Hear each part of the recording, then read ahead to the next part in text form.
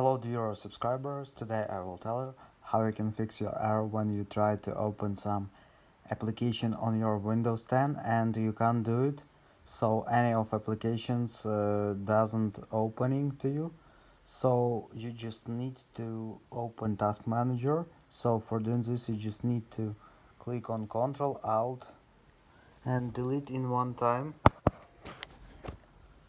So after you will see Task Manager, just click on it, and now you just need, so we will make it full screen, and just scroll down until you will see here Windows Explorer.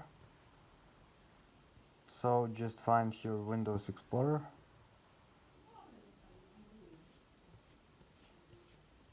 so here you can see it.